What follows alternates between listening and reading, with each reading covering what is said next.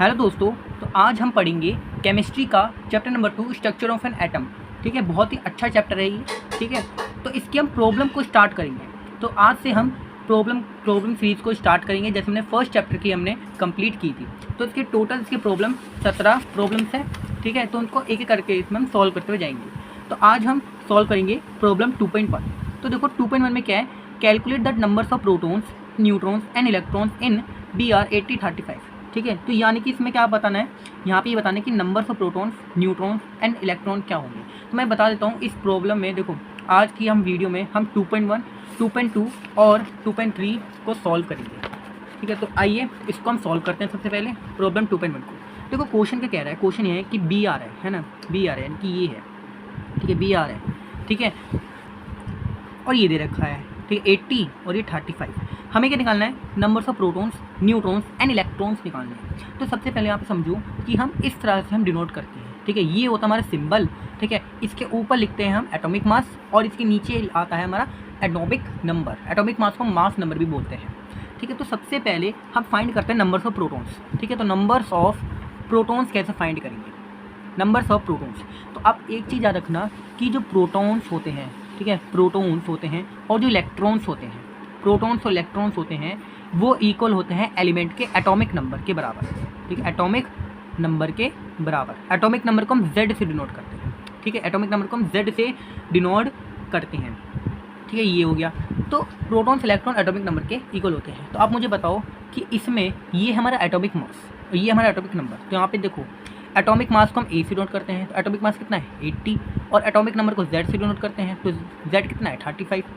ठीक है, तो आप मुझे बताओ कि प्रोटॉन्स इलेक्ट्रॉन्स कितने हो जाएंगे। भाई नंबर्स ऑफ प्रोटॉन्स है एटॉमिक नंबर के इक्वल हो जाएंगे। एटॉमिक नंबर क्या है 35, तो नंबर्स ऑफ प्रोटॉन्स कितने हो जाएंगे 35 एंड नंबर्स ऑफ इलेक्ट्रॉन भी कितने हो जाएंगे 35।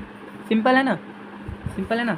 अब यहाँ पे नंबर्स ऑफ न्यूट्रॉन्स कितने होंगे, नंबर्स ऑफ न्यूट्रॉन्स कितने होंगे। तो सिंपल है, देखो नंबर्स ऑफ न्यूट्रॉन्स फाइंड करने के लिए ना हमें सिर्फ एक छोटा सा काम करना पड़ता है।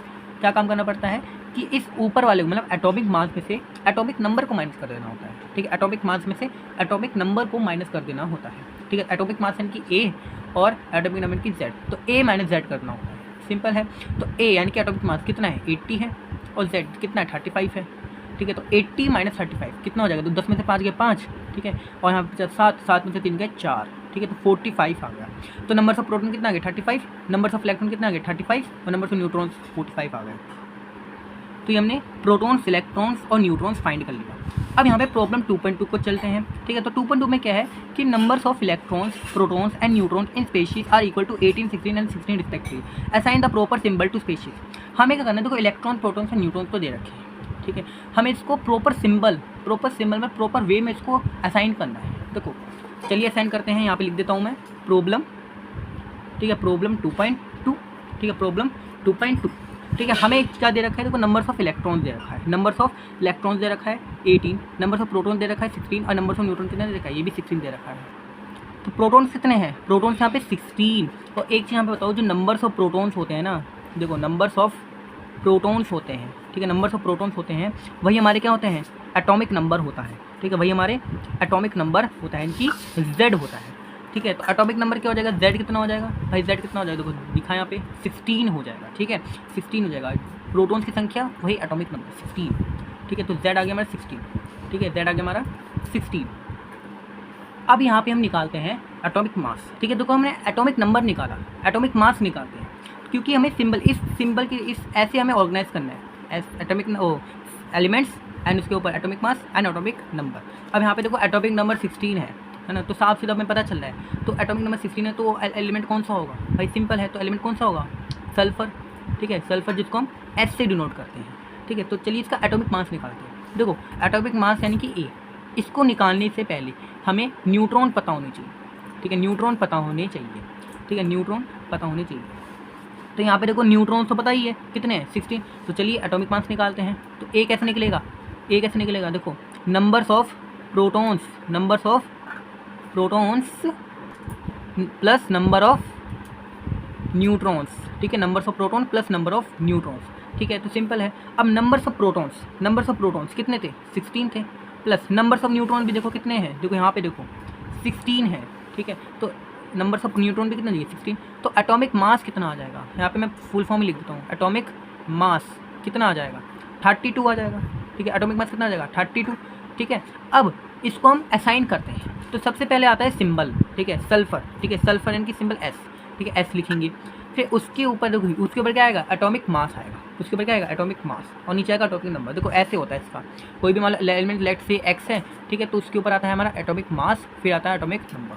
ठीक है, और यहाँ पे चार्जेस भी आते हैं। ठीक है, चार्जेस भी आते हैं, यहाँ पे हम लिखते हैं चार्जेस। ठीक है, तो सिंपल है, यहाँ पे भी हम ऐसे ही करते हैं। तो सल्फर है, ठीक है, अब एटॉमिक मास कितना 32 एंड एटॉमिक नंबर में निकाला था 16। ठीक है, एटॉमिक नंबर 16।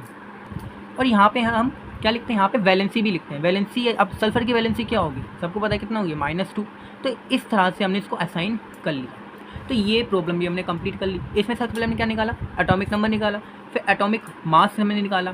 ठीक है, फिर हमने इसको असाइन कर दिया। सिंपल है ना। अब यहाँ पे हम सॉल्व करते हैं प्रॉब्लम 2.3। तो चलिए सॉल्व करते हैं। अब देखो 2.3 प्रॉब्लम में क्या कह रहा है, तो यहाँ पे हमें फ्रीक्वेंसी दे रखी है, कितनी दे रखी है, इतनी दे रखी है। ठीक है, ये हमें दे रखी है फ्रीक्वेंसी। हमें क्या बताना है, वेवलेंथ बताना है। ठीक है, हमें कहना है वेवलेंथ बताना है, और ये भी बताना है कि विच part of electromagnetic spectrum does it belong, कि कौन सा पार्ट है जो इलेक्ट्रोमैग्नेटिक स्पेक्ट्रम में बिलोंग कर रहा है। ठीक है, तो सबसे पहले फ्रीक्वेंसी। ठीक है, फ्रीक्वेंसी को हम डिनोट करते हैं ऐसे वी से। ठीक है, कर्व वी से। तो फ्रीक्वेंसी कितनी है 1368, और क्या है यहाँ पे के एच जेड, क्या है यहाँ पे के एच जेड। ठीक है, तो के एच जेड, इसको हम सिंपल हर्ट्स में कन्वर्ट कर लेते हैं। ठीक है, तो यहाँ पे मैं बताया कि 1 के एच जेड इक्वल होता है 1000 हर्ट्स की। ठीक है, 1000 हर्ट्स, इसको हम 1 किलो हर्ट्स भी बोलते हैं। तो सिंपल यहाँ पे 1368 इंटू 10 टू द पावर, यहाँ पे 1000 है तो 3 कर देंगे, ये आ जाएगा हमारा हर्ट्स में। सिंपल है ना। अब यहाँ पे और क्या दे रखा है, यहाँ पे हमें वेवलेंथ पूछी है। सिंपल, अब यहाँ पे एक और फॉर्मूला यहाँ पे यूज़ करते हैं। कौन सा फॉर्मूला यहाँ पे हम यूज़ करते हैं कि यहाँ पे देखो लैम्डा, ठीक है, इक्वल टू C/V। ठीक है, यहाँ पे देखो, यहाँ पे क्या पूछा है, which part of the electromagnetic wave spectrum does it belong to. तो लैम्डा इक्वल टू C/V। तो चलिए इसको सॉल्व करते हैं।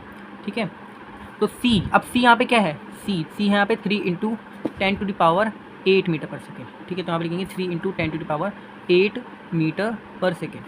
और यहाँ पे V यानी कि फ्रीक्वेंसी कितनी है, ये नहीं देखो ये किलो हर्ट्स में, ये हर्ट्स में। तो 1368 इंटू 10 टू द पावर 3, और यहाँ पे हर्ट्स। सिंपल है। अब इसको हम सॉल्व करेंगे तो हमारा अप्रोक्सीमेटली यहाँ पे आंसर आ जाएगा 219.3। ठीक है, और यहाँ पे हमने क्या निकाली, वेवलेंथ निकाली है तो मीटर आएगा। ठीक है, वेवलेंथ निकाली तो हमें मीटर आएगा, इस बात का हमें ध्यान रखना है। और हमें एक और पूछी थी कि कौन सा पार्ट लाई करेगा, तो ये पार्ट जो होगा ये रेडियो वेव होगा। क्या होगा, रेडियो वेव होगा। तो यहाँ पे हमने आज के वीडियो में हमने 2.1, 2.2 एंड 2.3 प्रॉब्लम को सॉल्व किया। तो अब हम अपनी अगली वीडियो में 2.4, ठीक है, 2.4 एंड 2.5 प्रॉब्लम को सॉल्व करें। अगर आपको ये वीडियो पसंद आई हो तो वीडियो को लाइक कीजिए, चैनल को सब्सक्राइब कीजिए, और कोई भी डाउट हो तो कमेंट सेक्शन में जरूर पूछिएगा। तो हम मिलते हैं अपनी अगली वीडियो में। धन्यवाद।